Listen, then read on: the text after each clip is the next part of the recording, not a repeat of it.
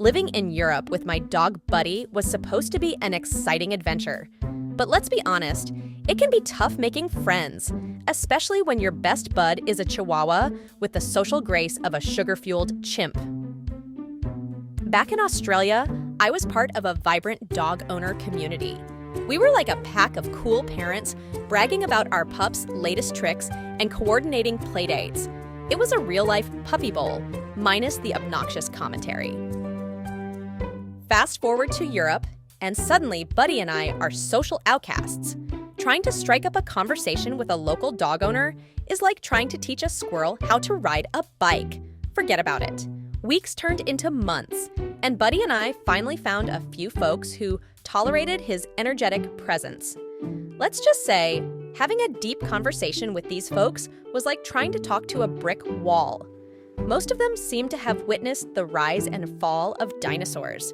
Don't get me wrong, I'm not ageist, but discussing the proper disposal of dog waste with someone who remembers the reign of the T-Rex is a tad challenging. Then, like a beacon of hope, I met her, an older woman with a smile as sweet as pie and a Chihuahua that could charm the bark off a stray bulldog. It was a match made in doggy heaven. But this lovely lady, let's call her Ms. Esmeralda, had some, shall we say, unique perspectives on the world. Her favorite conspiracy theory? The government was surreptitiously turning us all into amphibians through the tap water. Seriously, despite her eccentricities, Ms. Esmeralda was kind, and our dogs adored each other. So, when she asked if I could fix her flickering TV, I, ever the sucker for a damsel, or rather, a damsel with a cute dog, in distress, readily agreed. While I wouldn't exactly call myself Mr. Fix-It, I'm handy in a pinch. Armed with a screwdriver and a can-do attitude, I became Ms. Esmeralda's personal tech support guy. The next week, it was her laptop on the fritz. Honestly, at that point, I was starting to consider a career change.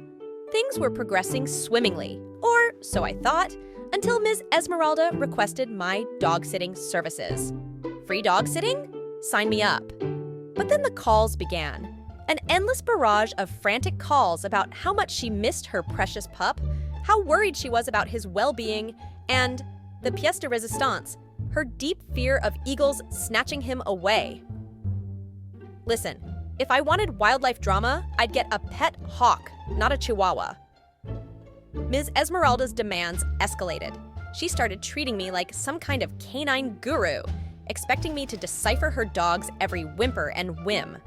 I followed her meticulous instructions to the letter, yet nothing seemed to appease her.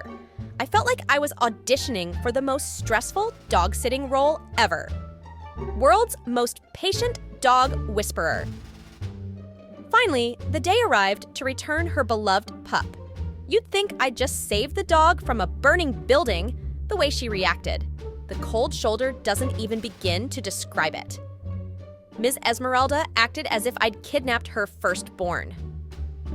Then came the grand finale, a blood-curdling phone call at 4 a.m., shrieking about her dog on the verge of death.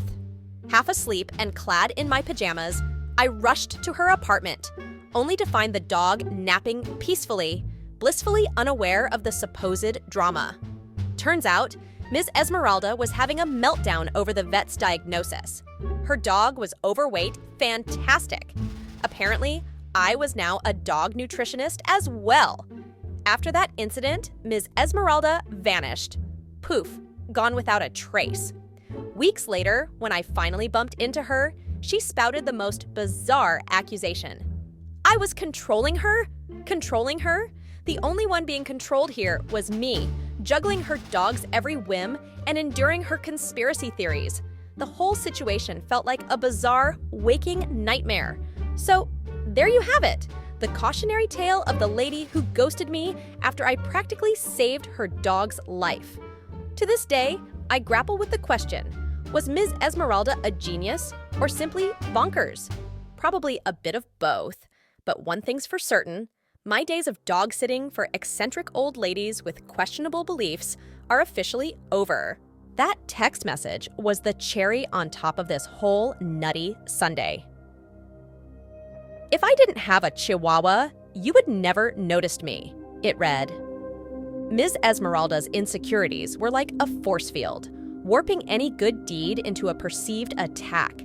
It's a reminder that sometimes helping someone requires them to be ready to be helped. But hey, at least Buddy and I made a new friend, even if it was a four-legged one with a penchant for napping. Now, where can I find a class on teaching squirrels to ride bikes? Maybe that's a challenge even Buddy and I can't tackle. But hey, at least the view will be good.